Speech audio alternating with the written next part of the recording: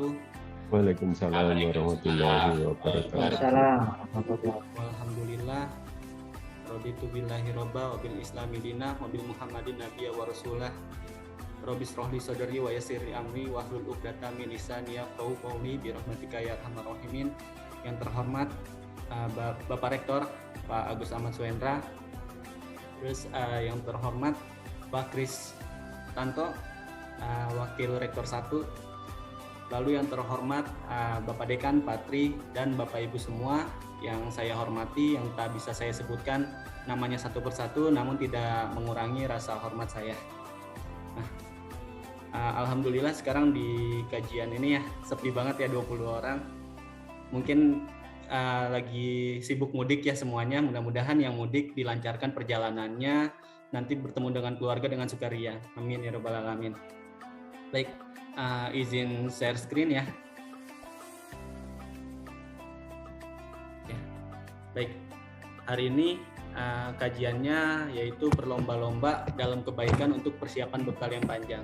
Nah, untuk persiapan bekal ini kita pasti ketika mudik mempersiapkan sesuatu dengan baik. Begitu juga dengan kehidupan kita nanti akan kehidupan yang panjang, yaitu kehidupan ke akhirat.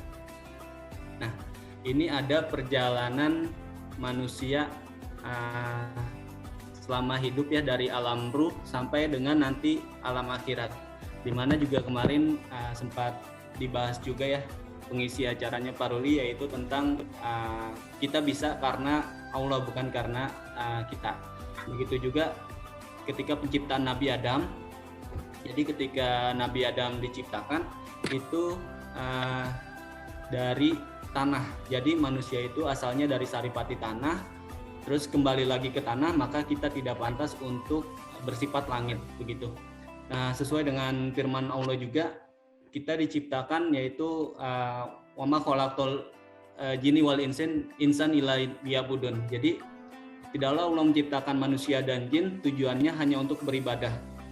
Dan di dalil yang lain artinya, dan kami tidak menciptakan langit dan bumi dan segala apa yang ada di antaranya itu dengan main-main. Nah, jadi pastinya kita diciptakan di dunia ini sudah ada perjalanannya, sudah ada perjalanan dalam ruh juga ya. Jadi di alam ruh itu Allah Subhanahu wa taala berfirman, dan yang artinya, dan ingatlah ketika Tuhanmu mengeluarkan keturunan anak-anak Adam dari sulbi, maka Allah mengambil sumpah mereka semua dengan mengatakan, bukankah Allah ini Tuhanmu? Kita semua menjawab, ya betul, engkaulah Tuhan kami. Maka disitulah kita semua bersaksi. Nah, tujuannya apa? Tujuannya agar anak dari Nabi Adam ini itu mempunyai tujuan hidup yang mengesahkan Allah, yang memang benar-benar Tuhan itu Allah. Nah, seiring kita hidup, kita juga berdampingan dengan iblis. Nenek moyang kita, Nabi Adam itu berdampingan dengan iblis. Waktu iblis tidak mau sujud, iblis dikeluarkan dari surga, yaitu dengan memohon kepada Allah, iblis itu dendam kepada manusia. Jadi apa tuntutan iblis ke Allah? Iblis meminta untuk ditangguhkan hingga akhir zaman atau hingga hari kiamat. Dan iblis memohon kepada Allah agar diperkenankan untuk menggoda umat manusia atau keturunan Nabi Adam, Bani Adam, dari awal hingga akhir hayat, baik dari depan, belakang, atas, bawah, dan semuanya digoda. Bahkan iblis menggoda dengan keburukan. Sekalipun keburukan itu tidak berhasil, maka iblis nanti menggodanya dengan dia berkata, manusia itu lebih baik dari yang lain-lain. Itulah perkataan iblis kepada Nabi Adam.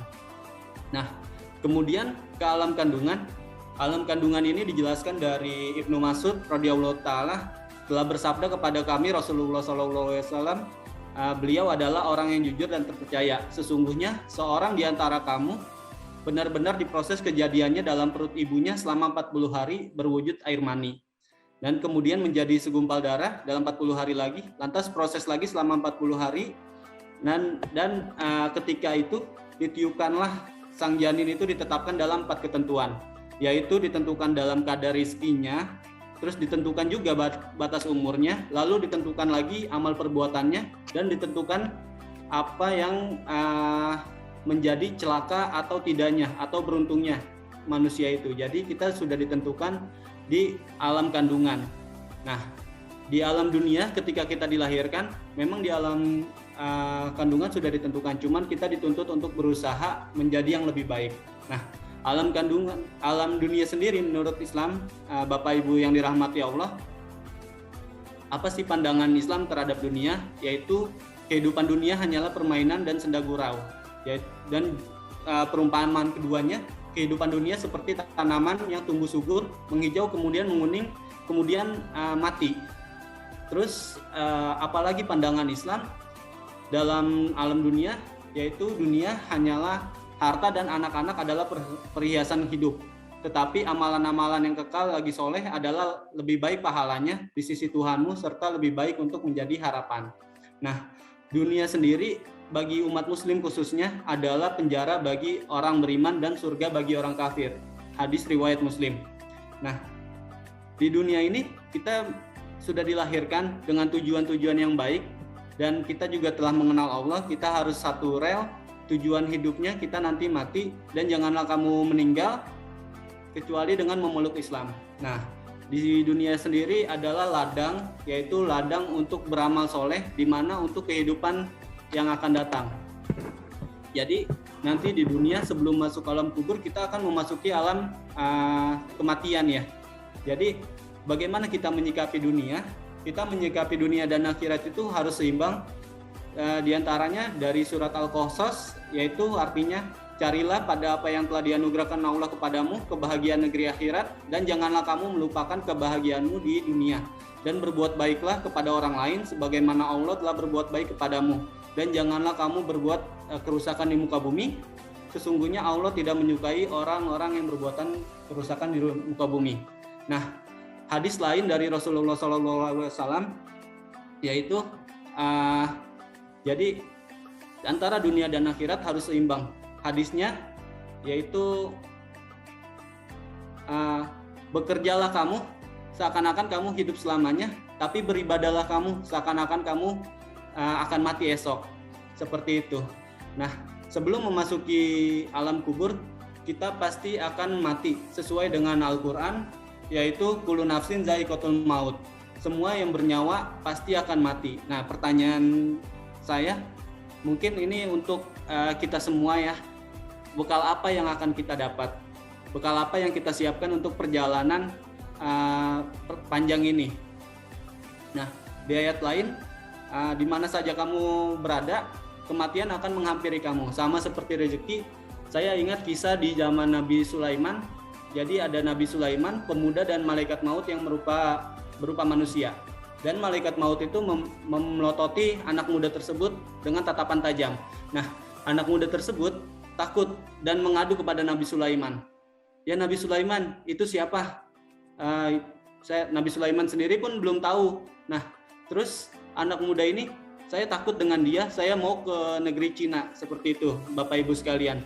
Nah, kemudian dengan kehendak Allah, Nabi Sulaiman mampu untuk memindahkan anak muda tersebut ke negeri Cina. Nah, kemudian Nabi Sulaiman menghampiri orang tadi.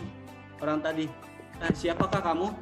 Saya adalah malaikat maut yang mau mencabut nyawa. Tapi saya bingung kenapa anak muda tersebut di sini. Padahal di catatan saya, anak muda tersebut dicabut nyawanya di negeri Cina. Maka diterbangkanlah anak muda tersebut di negeri Cina sesuai permintaan anak muda tersebut. Dan malaikat sesuai catatannya mencabut nyawanya di negeri Cina tersebut. Dan itu sesuai ya. Jadi apa yang telah ditentukan, kematian, rizki, itu sudah semuanya tercatut.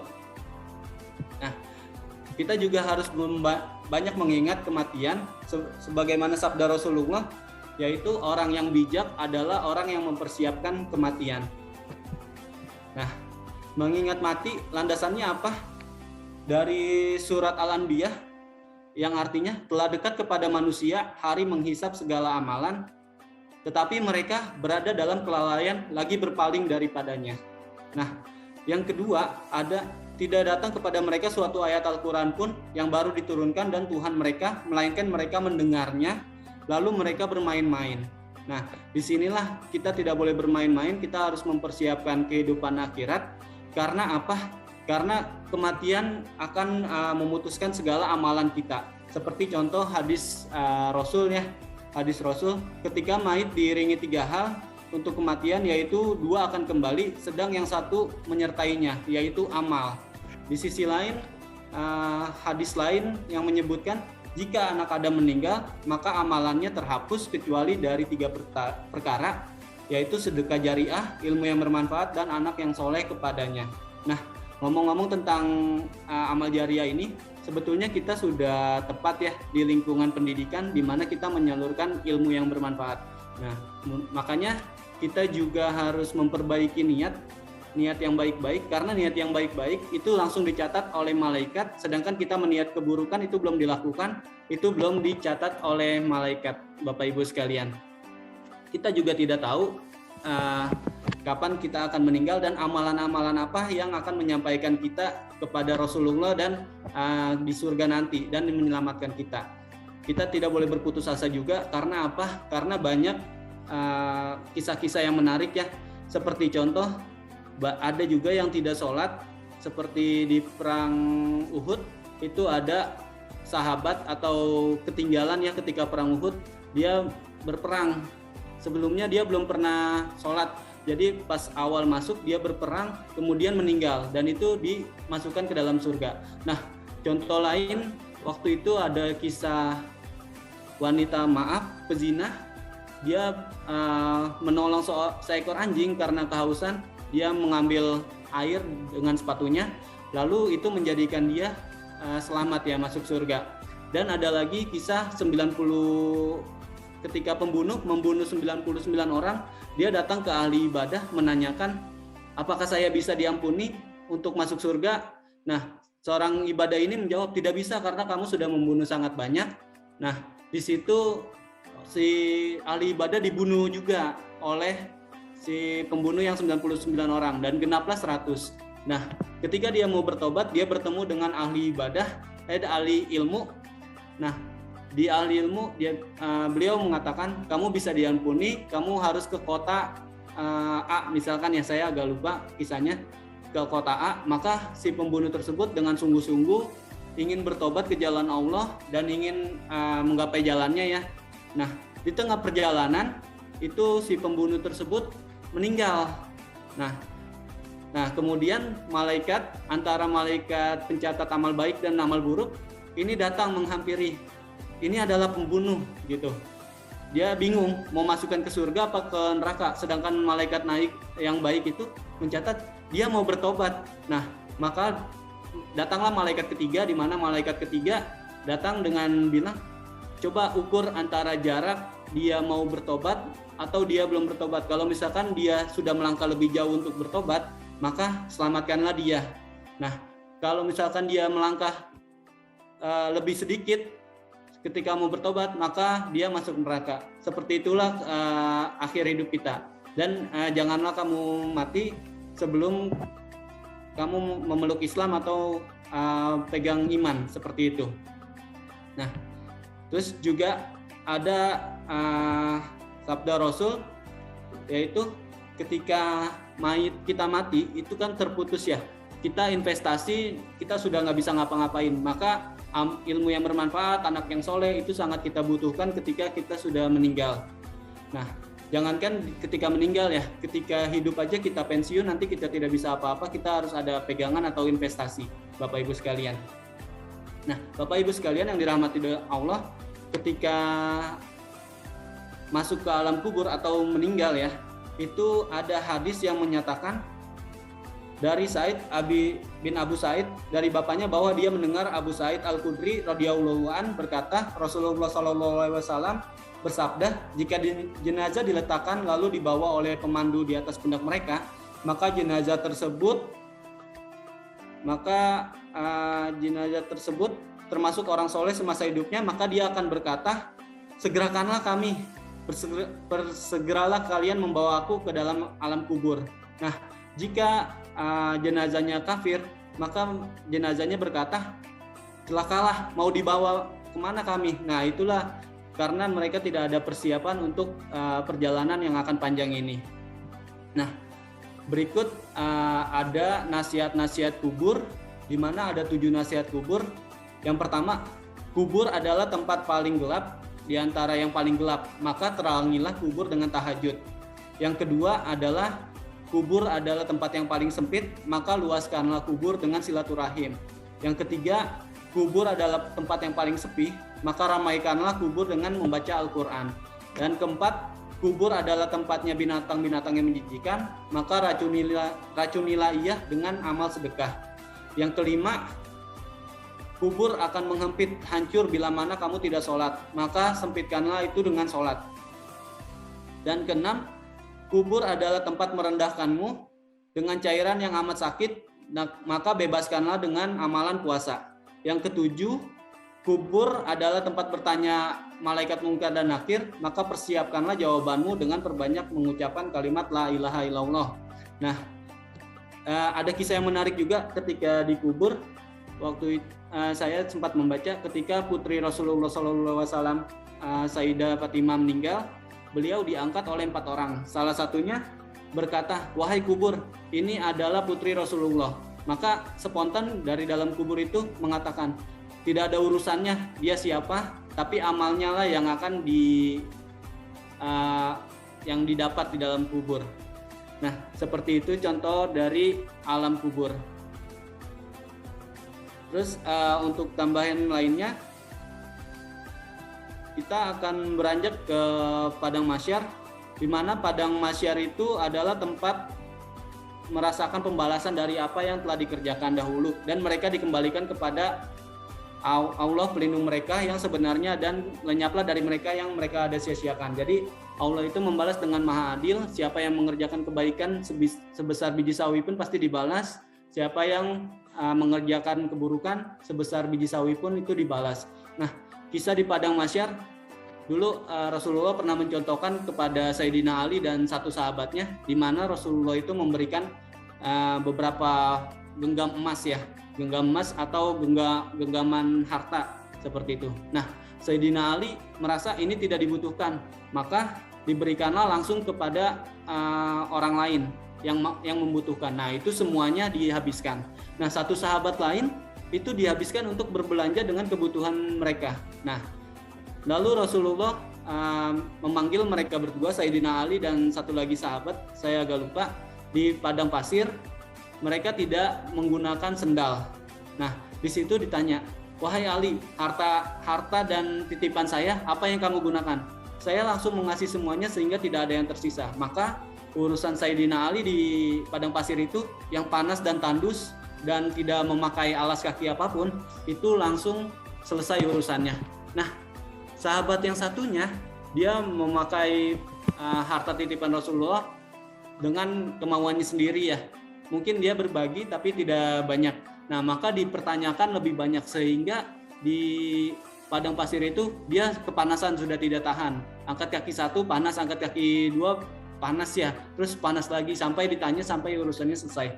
Nah, begitulah gambaran dari padang mahsyar kata Rasulullah. Kalau misalkan urusan kita itu mudah, itu langsung dipercepat. Tapi misalkan urusan kita agak lambat, apalagi menyakiti orang lain ya, itu agak sulit untuk diprosesnya.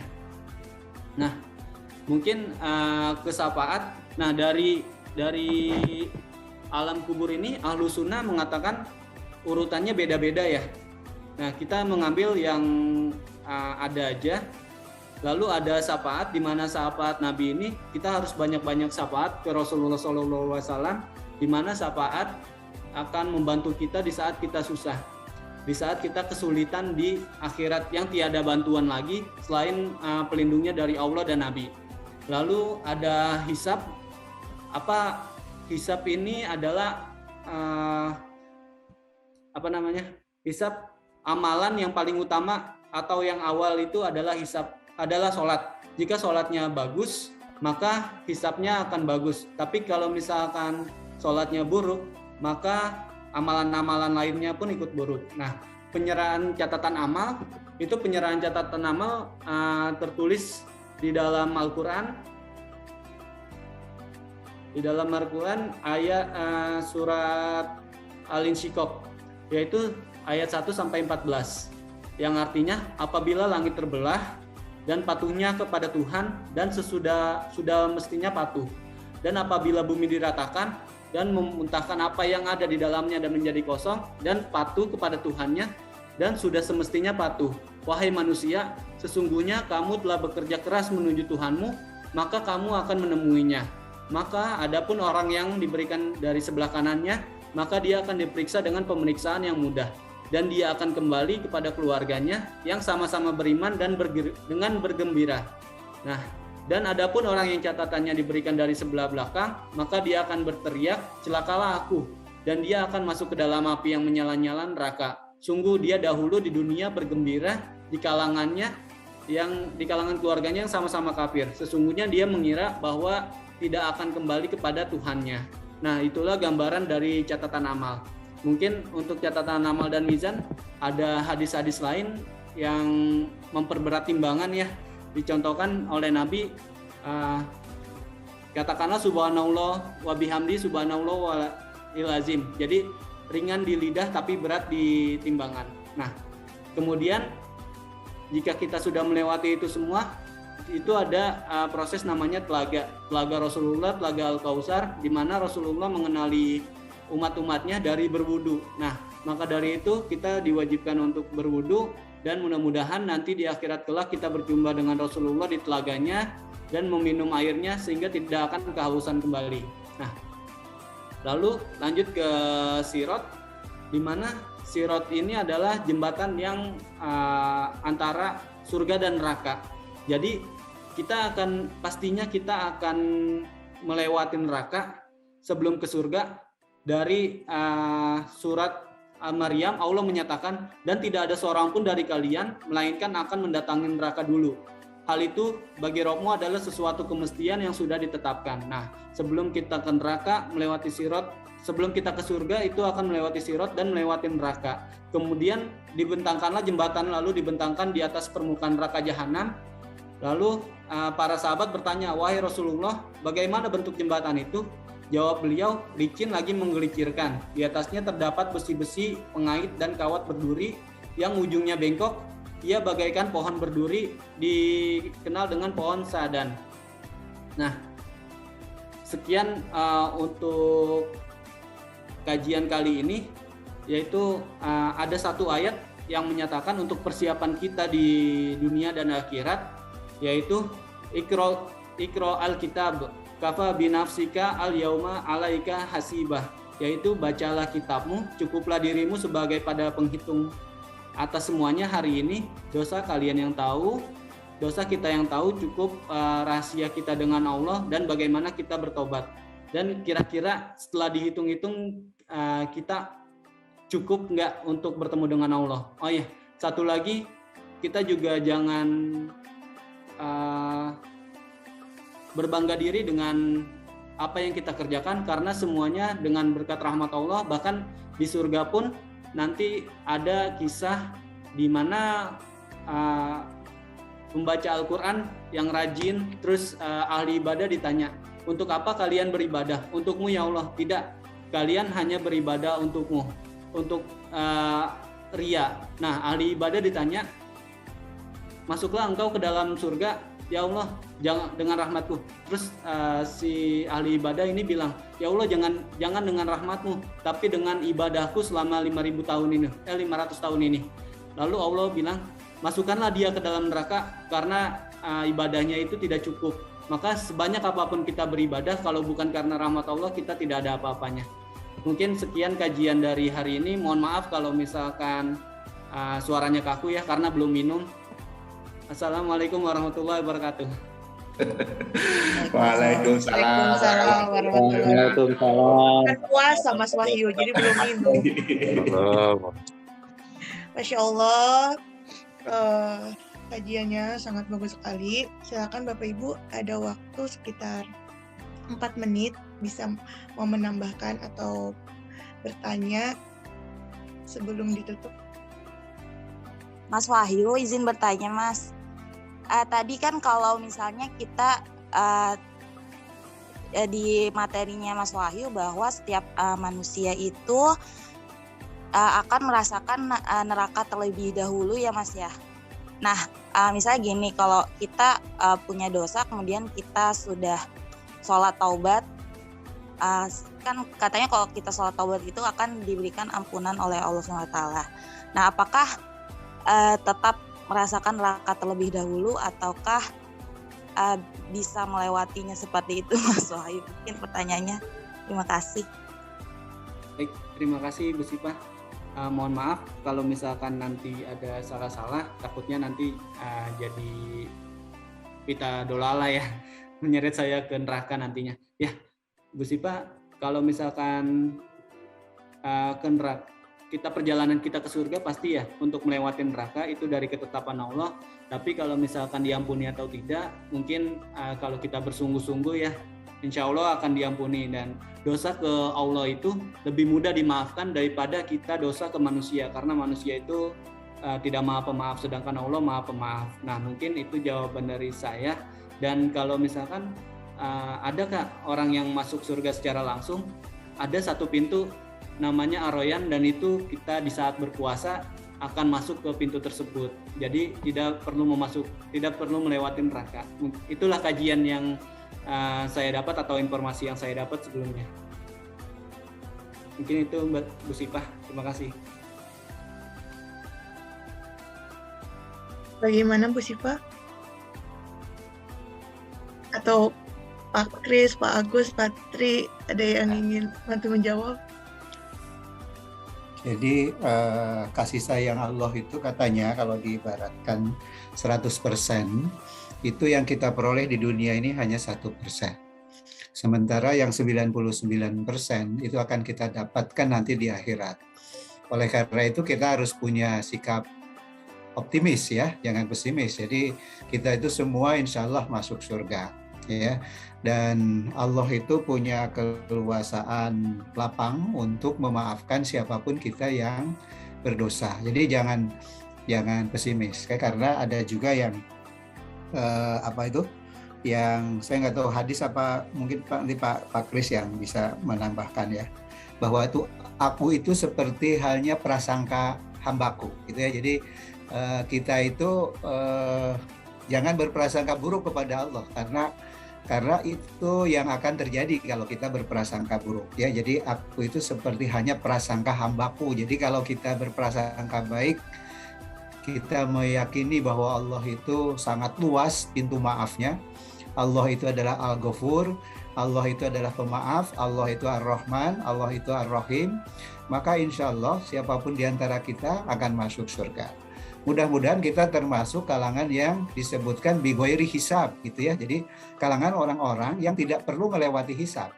Artinya kita udah langsung tuh ya. Jadi kalau tadi di gambarnya Mas Wahyu itu kan ada tahapan tuh, ada hisab gitu ya. Nah, itu bighairi hisab tuh, ada kalangan yang seperti itu. Jadi yang tidak melewati hisab langsung masuk surga gitu ya. Jadi insya Allah manakala kita berupaya dengan sungguh-sungguh begitu ya, mencapai apa yang diharapkan oleh Allah, maka Allah pasti akan memberikan jalan kemudahan untuk kita mendapatkan kasih sayang dan rahmat-Nya. Mangga Pak Kris kalau mau ditambahkan. Terima kasih banyak Pak Agus. Silahkan Pak Kris. Kalau sepemahaman saya mah ya, kalau kita kebaikan kita lebih kan ditimbang kan ya, ditimbang kebaikan kita lebih baik daripada keburukan kita, ya langsung masuk surga gitu. Tapi kalau keburukan kita lebih banyak dari kebaikan kita, itulah yang kemudian kita dibakar dulu gitu kan. Tapi kan itu dibakar di neraka itu mengerikan banget ya. Kaki kita kena api neraka, itu otak kita mendidih gitu kan. Jadi dan ya tadi satu hari di sisi Allah itu kan sama dengan 1000 tahun di sisi kita ya.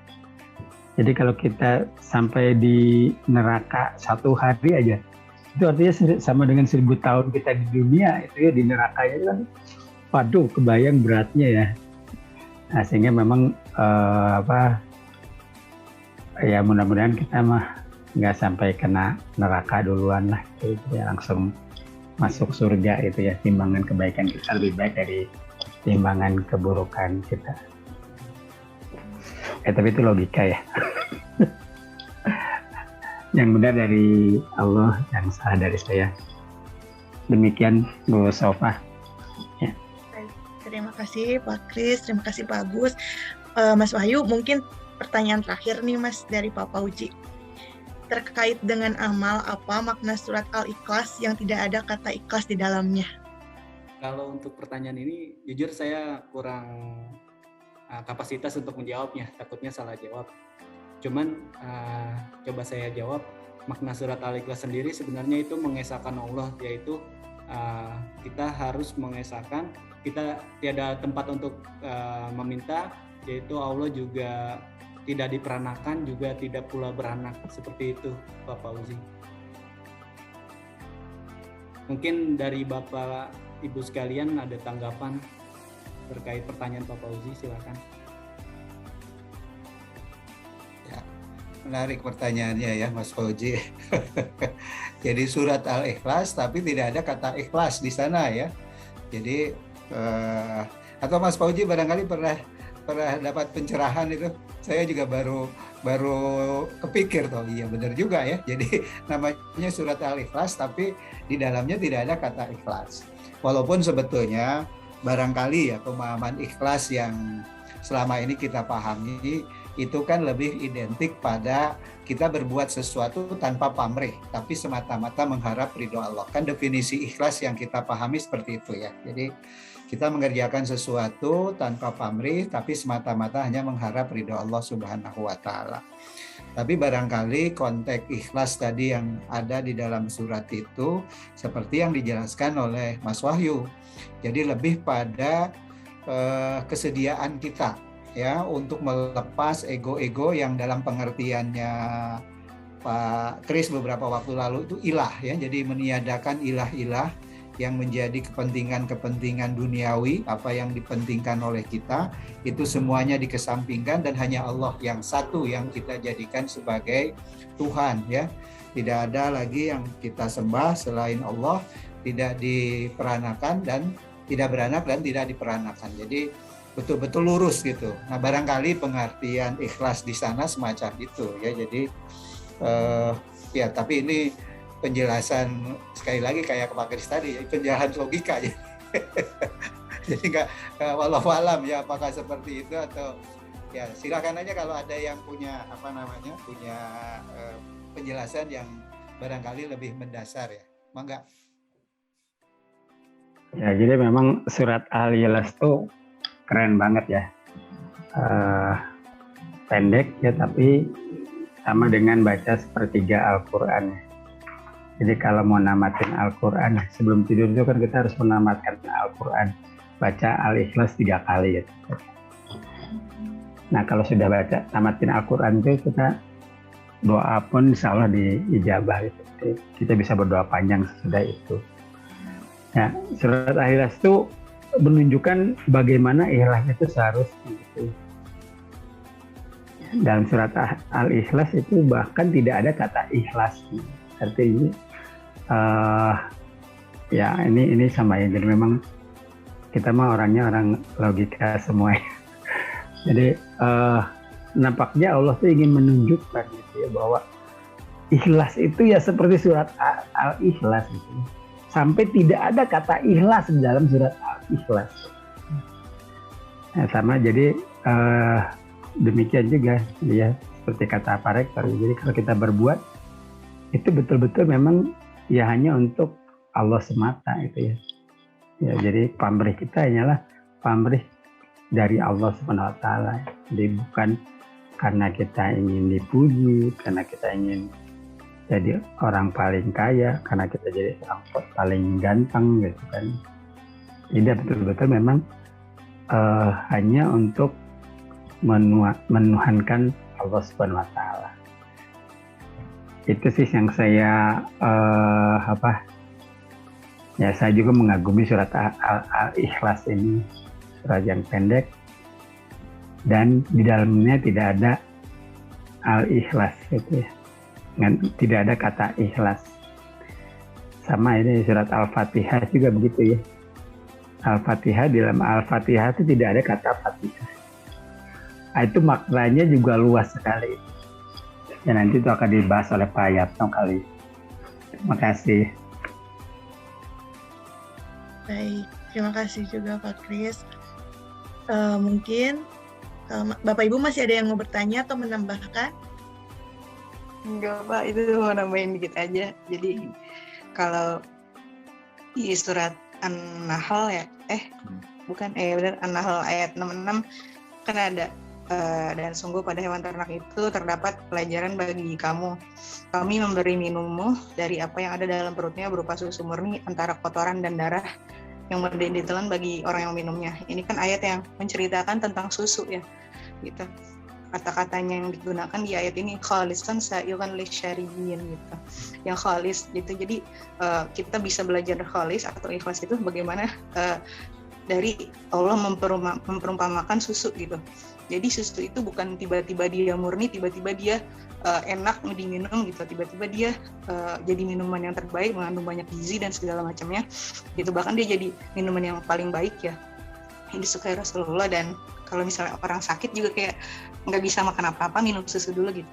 Nah, menjadi susu yang seperti itu nggak ujuk-ujuk gitu, tapi sebenarnya susu itu berasal dari darah dan kotoran gitu. Tapi ada proses gitu di antara itu yang melakukan kholis gitu, pemurnian dari semua darah dan kotoran itu sehingga menjadi sesuatu yang enak dan bisa diminum gitu.